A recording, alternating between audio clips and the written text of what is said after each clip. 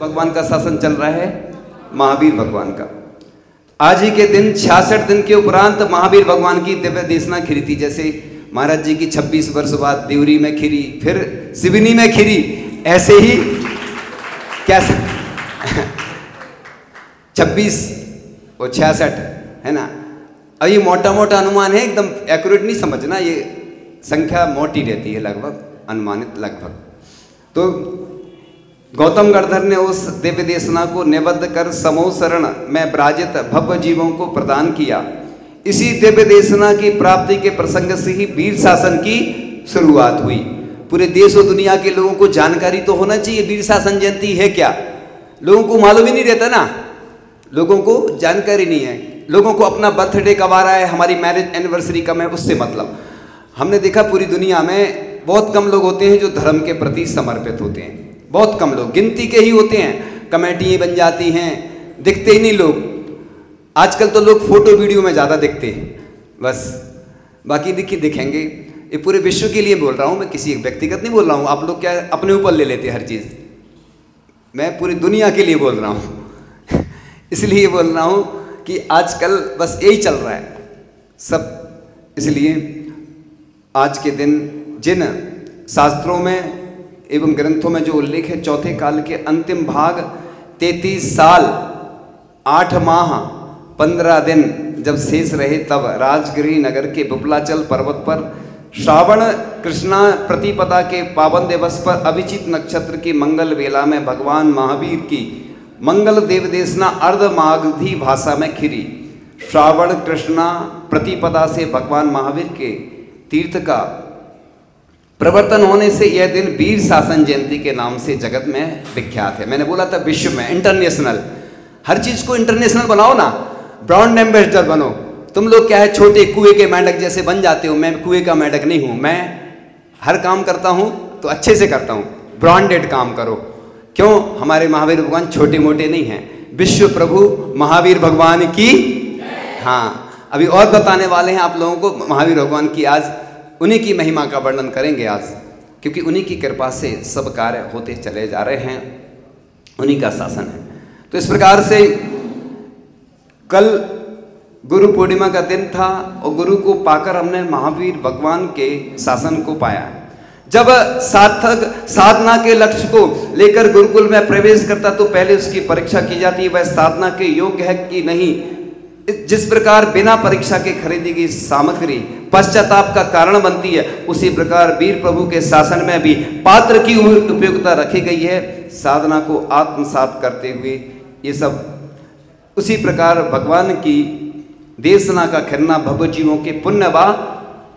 ये तो देवरी और सिवनी का ही पुण्य था, बीच में व्यवधान रहा, कुछ कुछ संयोग नहीं बना, लेकिन ये पुण्य है।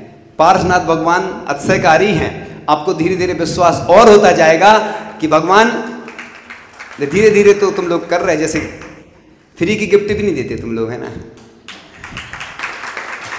देखो, मैं कोई दान करता है ना, कोई कलश लेगा, सबको नहीं मिलेगी कलश, पिछी भी एक को मिलती है, सबको नहीं मिलती। अनुमोदना करो। मैं ऐसे ही करता हूँ, कोई भी अच्छा काम करता है उसकी अनुमोदना करता हूँ, उससे क्या होता है, पुण्य बढ़ता है अपना। कोई उपवास कर रहा है, जैसे महाराज जी ने 8 उपवास किए, आज की हमें जानकारी नहीं है 9वां। बहुत अच्छी प्रसन्नता की बात है कि महाराज जी ने अभी तक 8 उपवास तो भोपाल में किए थे, 6 छपारा में किए थे, आज 9वां उपवास है। जैसी जानकारी हमें मिली, अभी परफेक्ट जानकारी नहीं है हमें, लेकिन लोगों ने बताया है, लोगों ने बताया उसके अनुसार, नहीं हमें जानकारी नहीं है। बहुत अच्छी मुनि श्री विमल सागर जी महाराज सागर में विराजमान है, ऐसी हमें सुनने में आया, कानों से हमने सुना है, अभी वो बता रहे हैं। इसमें फेरबदल भी हो सकता है, इसलिए बहुत प्रसन्नता की बात है। हमारी बहुत बहुत अनुमोदना, और हमारी खबर महाराज जी तक जो भी सुन रहे हो सब पहुंचा देना, है ना। हम तो पहुंचा देंगे, हमारा नमोस्तु निवेदित करना हो। महाराज जी का भी, मुनि श्री धर्म सागर जी महाराज का भी नमोस्तु उन तक पहुंचा देना, क्योंकि आप लोग समझते पहुंच जाता है ना तो बस महाराज जी की साधना अच्छी है। इतने उपवास तो आचार्य ऋषि ने किए थे, 9 उपवास मुक्तागिरी में, और भी कई साधक हैं जो करते रहते हैं, लेकिन मुनिराज के निर्जल 24 घंटे में एक बार भी जल नहीं लेना और अन्न नहीं लेना और 9 उपवास लगातार करना सबसे कठिन साधना है। चलो इसके बारे में चर्चा करेंगे। अपन पहले कर रहे थे कि इसीलिए समोसर में विराजित 12 शवों में प्रथम श्रोता राजगृह के सम्राट महाराजा सैनिक बने। उन्होंने अनेक प्रश्नों का समाधान गौतम गणधर को माध्यम बनाकर वीर प्रभु से किया। महावीर जिनकी वाणी को समर्थ संगठित कर गणधर ने द्रव्यशुद्ध के रूप में व्यवस्थित किया और आरातीय आचार्यों को सुनाया, जिन्होंने अपने विशिष्ट क्षयसम ज्ञान और संयम की संपत्ति से द्रव्य भाव स्वरूप जनवाणी को अपनी स्मृति में। देखो पूज्य ज्ञान सागर महाराज जी की स्मृति कितनी अच्छी थी, उनको पूरे ग्रंथ याद रहते थे। पूज्य आचार्य श्री विद्यासागर जी महाराज का क्षयसम बहुत अच्छा था, उनको सब कुछ ग्रंथ समयसार, इष्टोपदेश और बहुत सारे ग्रंथ आदि कितने याद रहते थे। क्षयसम धीरे धीरे घटता गया। आपको जो ग्रंथ मिलते ना, धबला, जय धबला, महावंद, सठखंडागम ग्रंथ आदि, वो लिपिबद्ध इसलिए किए गए कि मेमोरी कमजोर होती जा रही। जितने लोग आते हैं हमें याद ही नहीं होता है, संसार की चीज़ें याद हो जाती हैं। प्रयास करोगे। मैं भी जब कुंडलपुर में था, एक महाराज जी हमें बहुत प्रेरणा देते रहते थे, वो सुनते थे हमसे, तत्वार सूत्र पूरा हमें कंठस्थ हो गया था, लेकिन मैंने फिर रिवीजन नहीं किया तो भूल गया। इसलिए अभी से आप तैयारी करो। मैं क्यों बोलता हूँ प्रतिदिन एडवांस टेक्नोलॉजी का उपयोग करो। आप हमारा सूत्र मानोगे, जिंदगी भर सुखी रहोगे। चाहे बिजनेस करो, चाहे गृहस्थ हो, चाहे दुनिया के कोई भी लोग हों, एडवांस टेक्नोलॉजी का उपयोग करो। ये नहीं सोचो कल करेंगे। कल का भरोसा है ना, पल का भरोसा, कर ले दान जरा सा, वो भजन गाते ना। मतलब कल का भरोसा नहीं, ये नहीं सोचना कल करेंगे। कोई काम कल पे नहीं डालो। हमारा सूत्र जो है बहुत अच्छा सूत्र है और मुझे पूरा विश्वास है वो सूत्र हर व्यक्ति के उपयोग में आएगा। चाहे वो स्टूडेंट हो, चाहे वो गृहस्थ हो, चाहे वो बिजनेसमैन हो, चाहे सर्विसमैन हो, चाहे दुनिया के कोई भी व्यक्ति हो। आप ये नहीं सोचो कल कर लेंगे। लोग सोचते हैं। मुझे याद आ गया, मैं सुना देता हूँ। अपनी वीर शासन जयंती तो चल ही रही है हमारी, तो पार्ट में चलती रहती, नहीं तो क्योंकि वो प्रसंग भी सुनाना जरूरी है, नहीं तो वो रह जाएगा हमारा। ठीक है, वीर शासन जयंती के बारे में तो बताएंगे। लेकिन एक व्यक्ति थे और स्वर्ण कलश बनना था, देवरी की बात थी, और हमने एक कलश की बात करी तो बोले नहीं महाराज जी हम 2 कलश देंगे।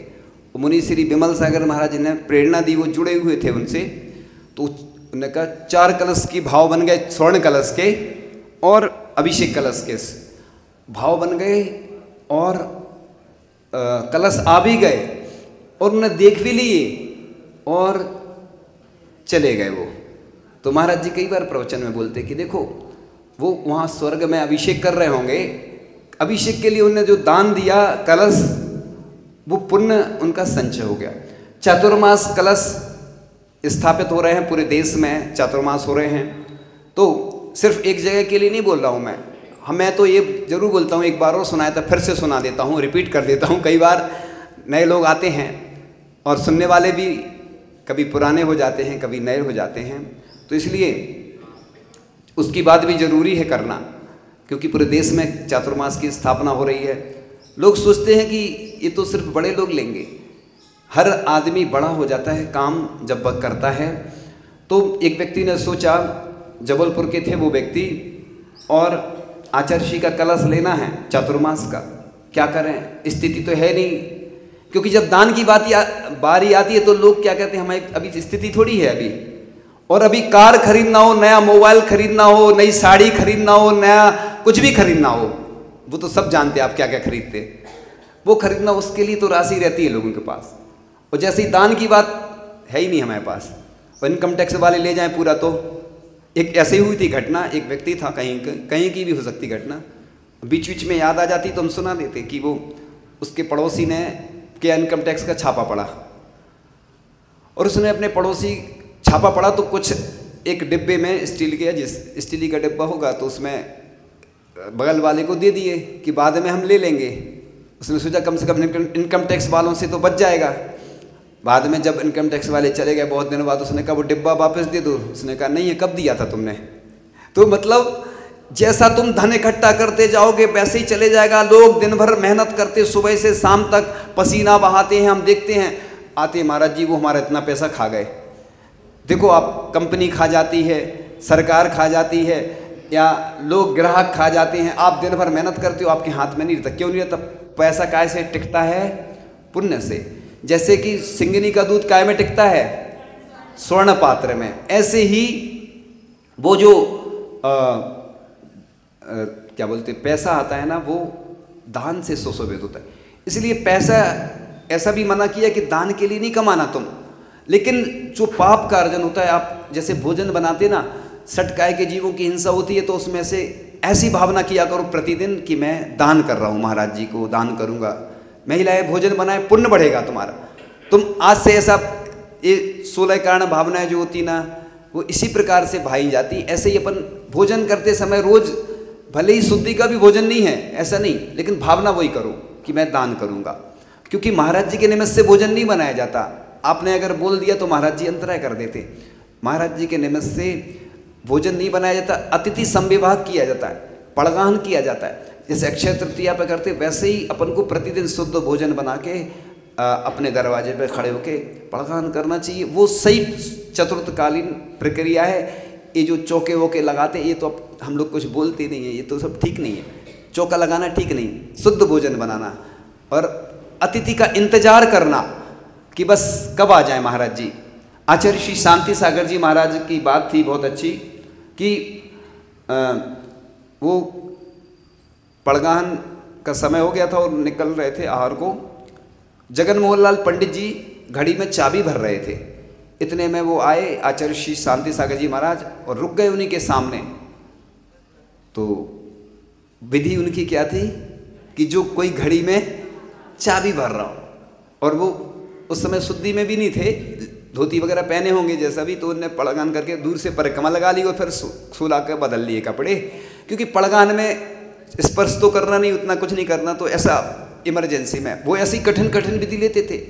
तो ऐसी अतिथि संविभाग में इंतजार किया जाता, कोई अष्टमी को, कोई चतुर्दशी को, ऐसी भी व्यवस्था बन जाती कि 31 लोग तैयार हो जाते, 3 लोग एक दिन में तैयार हो जाते कि भैया हम प्रतिदिन अतिथि संविभाग करेंगे। ये पुण्य बढ़ाने के कारण है, ये दान नहीं महादान है। और राजस्वांश और सौम्य जैसे पुण्य को एकत्रित किया जाता है। लोग कहते हैं कि पंचकल लड़क में मैं 100 दिन बनूंगा, कई बार बोली ज़्यादा चली जाती, मैं पहला कलश लूंगा तो दूसरा नहीं लूंगा, ऐसा कहाँ लिखा है? पुण्य बढ़ाने के साधन हैं, जिसको जो नंबर मिले, सब कलश महत्वपूर्ण होते, ऐसा कुछ नहीं कि पहला ही महत्वपूर्ण हो, है ना। तो जो भी जहाँ जो कलश लेता है, तो मैं सुना दूँ प्रसंग, क्योंकि समय हो रहा है और कहानी पूरी करना है। अब कहानी तो सेकेंडरी पार्ट में पूरी हो पाएगी। नहीं कर रहे, नहीं थोड़ा सा करके फिर।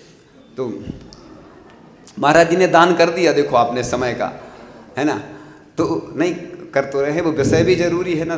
तो वो व्यक्ति ने कलश लिया आचार्य जी का, और उसका से ये हुआ, कलश लेने से उसने कोई जमीन आदि बेचने का सोचा था, वो जमीन भी नहीं बेचना पड़ी, और वो राशि जाने कहाँ से आ गई। और चतुर्मास कलश उसने जब लिया तो उसका यत्स्य हुआ।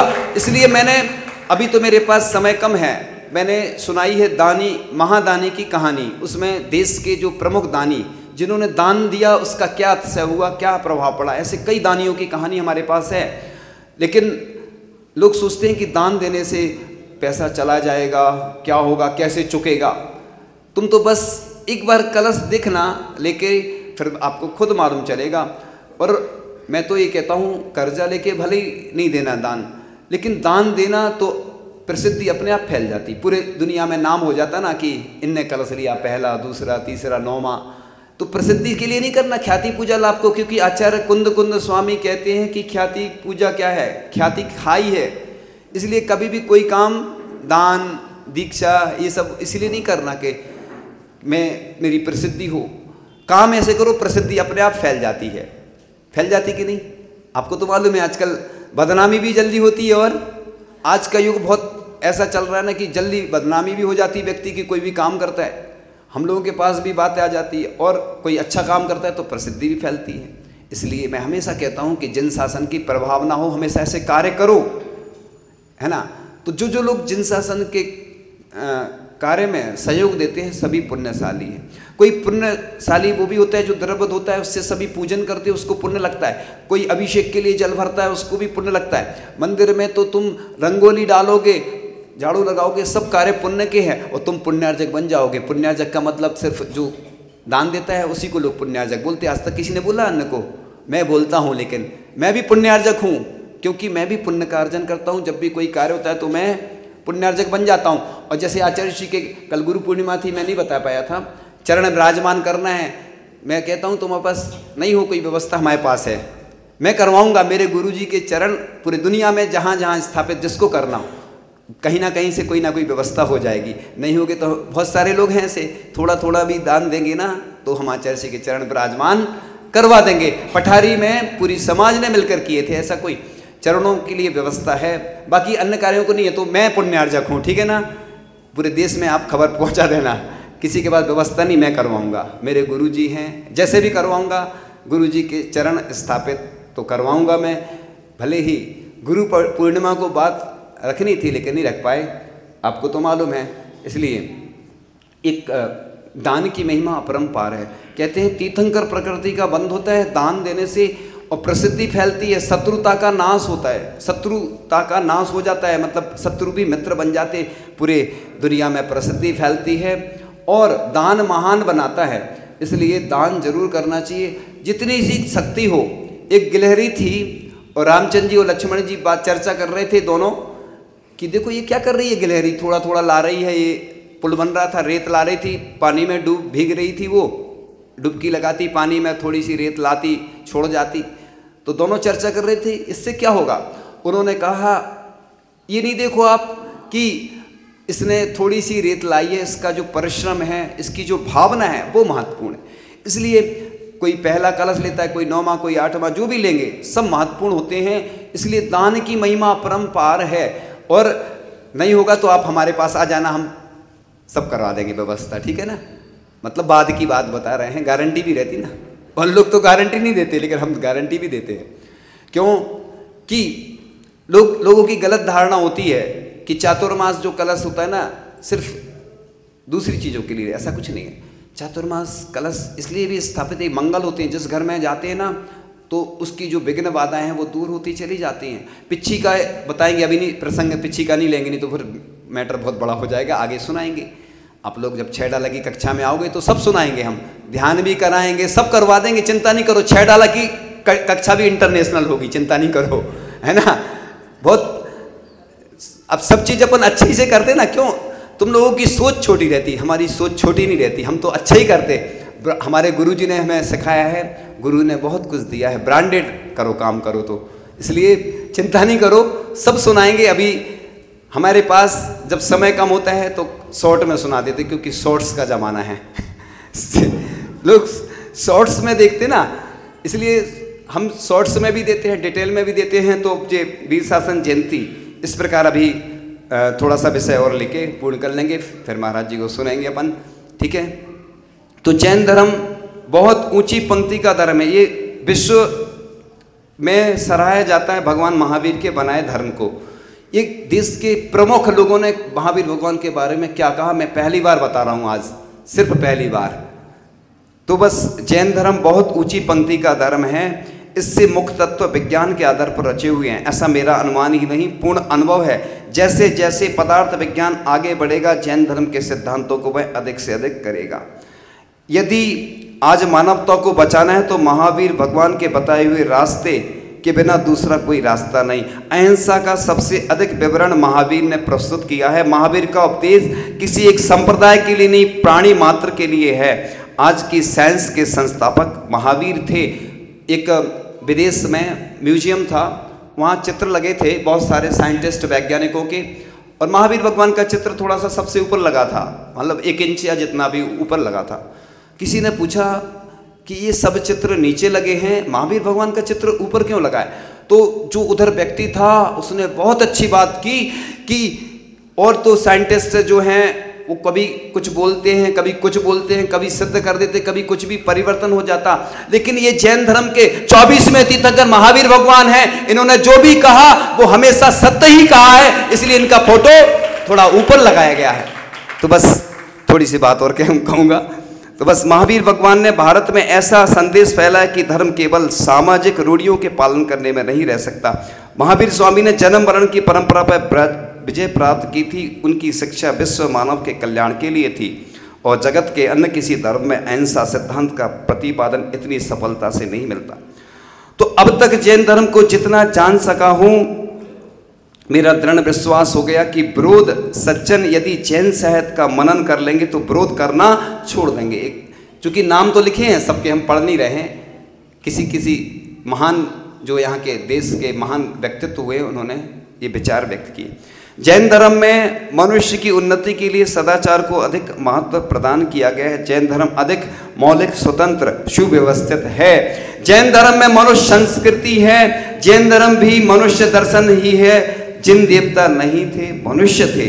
तो मैं अपने देशवासियों को दिखाऊंगा कि कैसे उत्तम नियम और ऊंचे विचार धर्म और आचार्य में हैं। जैन साहित्य बढ़ चढ़कर है, क्योंकि इसमें कुछ कुछ नाम लिखे रहते। मैं किसी की बुराई भी नहीं करता हूँ, क्योंकि किसी का नाम लो, किसी संप्रदाय का, किसी का, तो वो ठीक नहीं रहता ना, आप भी समझते ना। इसलिए मैं बहुत फूक फूक के कदम रखता हूँ, बोलता हूँ ना तो नपा तोला बोलता हूँ कि कोई किसी में किसी को कोई विकल्प नहीं हो। इसलिए ज्यों ज्यों धर्म तथा उसके साहित्य को समझता हूँ त्यों तो मैं अधिकाधिक पसंद करूँ। ये जर्मनी का कोई डॉक्टर हुए हैं, इतना तो बता सकते हैं, नाम लिखा हुआ। तो एक फिलॉसफर के नाते मैं जैन धर्म के अध्यात्मवाद, त्याग और अहिंसा आदि सिद्धांतों का बड़ा आदर करता हूँ। न्यूयॉर्क के कोई हुए हैं प्रोफेसर। अब जैन धर्म सदृश महान धर्म को पाकर, बस कुछ मिनट की बात और है, ठीक है, कभी कभी आगे पीछे हो जाता है मेरा, मैं क्या करूँ। ये पहली बार इतना अच्छा विषय है क्योंकि इससे श्रद्धान बढ़ता है। लोग कहते हैं जैन धर्म में कुछ नहीं है, मेरे पास इतनी प्रॉपर्टी है कि मैं बता नहीं सकता आपको। लोग कहेंगे दिखा दो, दिखाऊंगा भी नहीं, बताऊंगा सिर्फ, क्योंकि आपसे पूछते ना सोना चांदी कितना है, आप दिखाते क्या? नहीं दिखाते अपने घर का। लेकिन जब आहार होती ना तो लोग लगाते हैं, दिखाते ना। स्वर्ण कलश से आहार चलाते हैं, रजत से चलाते कि नहीं, पाद प्रक्षालन करते हैं, स्वर्ण कलश से पूजन करते, रत्न दीपकों से आरती करते कि आप लोग क्यों नहीं करते? अच्छा अच्छा दिखाते हो आप लोग। शोरूम में दिखाते जैसे कलश रखे ना सामने, दिख रहे ना कलश आप लोगों को? नहीं दिख रहे? दिख रहे हैं। तो लोग सोच रहे होंगे कि पहला कलश कौन लेगा, हम बता दें आपको कौन लेगा? एक परिवार लेगा। लोग सोच रहे होंगे सही में बता देंगे महाराज जी, है ना। तो वो तो आपको भी मालूम है, हमें भी मालूम कौन लेगा, हमें भी नहीं मालूम अभी। मतलब ये मालूम है कि एक परिवार लेगा, है ना, मिलके तो नहीं लेंगे। पिच्छी मिलती तो एक ही व्यक्ति को मिलती। तो कलश देख के लोगों के मन में आ रहा होगा कि हमें मिल जाए ये। अब देखो कौन सौभाग्यशाली होगा। तो बस थोड़ी सी बात और कह के बस, नए धार्मिक आंदोलन चलाने की आवश्यकता नहीं है, क्योंकि जैन धर्म में दुखी दुनिया के हित के लिए सब कुछ मौजूद है। उसका ऐतिहासिक आधार भी सारभूत है। जैन धर्म में ही पहले अहिंसा का प्रचार किया, दूसरे धर्मों ने उसे वहाँ से लिया। इसलिए ये कलश स्थापना इसलिए होती कि चातुर्मास में जो भी आयोजन होते हैं, जो भी प्रयोजन होते हैं, वो सब इसी से हो जाते हैं। इसलिए विकल्प नहीं करना चाहिए, क्योंकि बाहर के लोग आते हैं, उनकी क्या व्यवस्था होती है वो मालूम है ना। हम सब चीज़ें खुल के नहीं बोलते, होती ना कुछ व्यवस्था। तो इसमें दोष नहीं लगता। कोई भी विधान होता है ना, पंचकल्याणक होता है, तो उसमें सब आयोजन होते हैं, तो उसी में निहित हो जाते हैं। हम इसका डिटेल हम बाद में बता देंगे। तो इसीलिए ये स्थापना होती है, कलश स्थापना की। इसके निमित्त से जो भी होता है ना, क्योंकि किसी से कुछ बोलो ना तो व्यवस्था नहीं करता है, इसलिए कमेटी इसकी व्यवस्था करती है। तो ये इसके निमित्त से और भी कार्य हो जाते हैं। तो महावीर के शब्दों में ही नहीं अपितु रचनात्मक जीवन में एक महान आंदोलन किया। वह आंदोलन तो नवीन एवं संपूर्ण जीवन में सुख पाने के लिए नव आशा का स्रोत था, जिसे कि हम यहाँ कह रहे हैं। भगवान महावीर अलौकिक पुरुष थे। वे तपस्या में, आदर्श विचारकों में, महान आत्म विकास में अग्रसर, दर्शनकार और सभी भाषाओं में पारंगत थे। उन्होंने अपने तपस्या बल से उन विधाओं को रचनात्मक रूप देकर जन समूह के समक्ष उपस्थित किया था। जैन धर्म नहीं पूर्ण रूप से विज्ञान है, इसे मानने वाले ज्ञानी व स्वस्थ रहते हैं। ऐसे जर्मनी, पेरिस और बहुत सारे अलग अलग देश विदेश के विद्वानों ने ऐसे विचार व्यक्त किए। इस प्रकार से तारक है जो भव्य जनों का, द्वादशांग शुभ तीर्थ रहा। तीर्थंकर से होता उद्गम, गाता आगम गीत रहा। सदा भावना सोडस कारण, भाते तीर्थंकर बनते।